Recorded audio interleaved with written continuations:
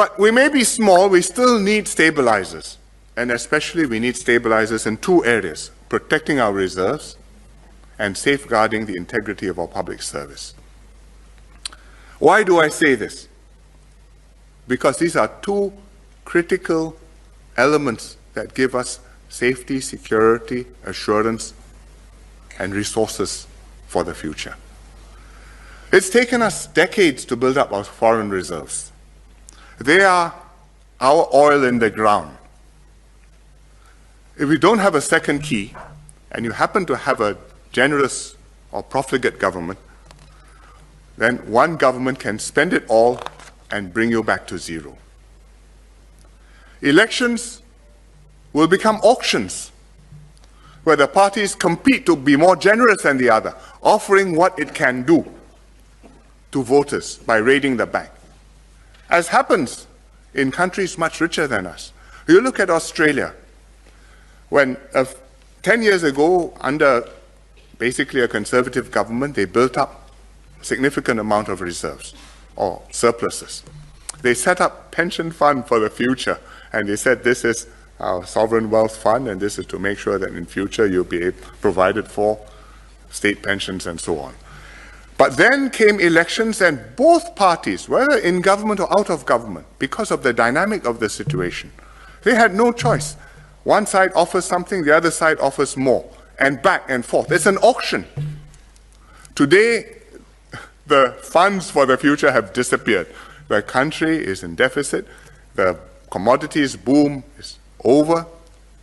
The budgets cannot be settled. They have to cut back spending. It's extremely contentious. We are back where they were, all within 10 years. It can happen to Australia with all that wealth and resources. Think what can happen if it's Singapore. That's money. What about people? The whole of our excellence in government, competence, the performance of the country depends on the integrity and the ability of the individuals in the key posts in the public service.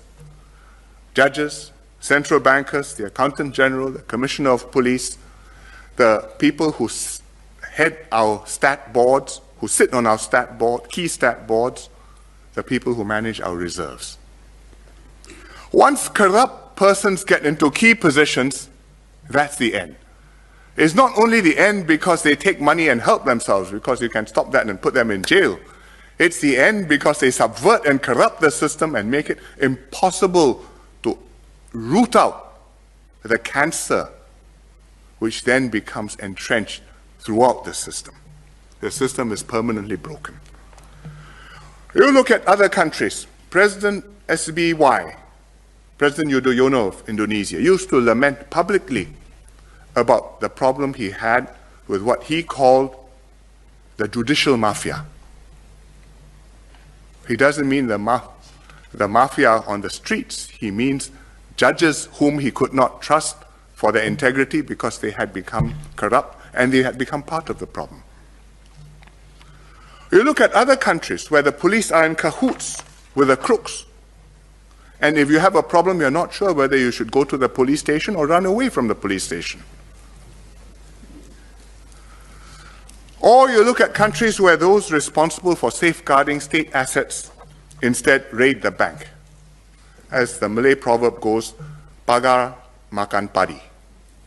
You are the hedge, but you are eating the rice, which you are supposed to protect.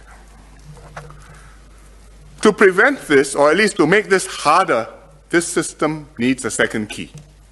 And the challenge is for us how to ensure this second key strengthens and stabilizes our system of government.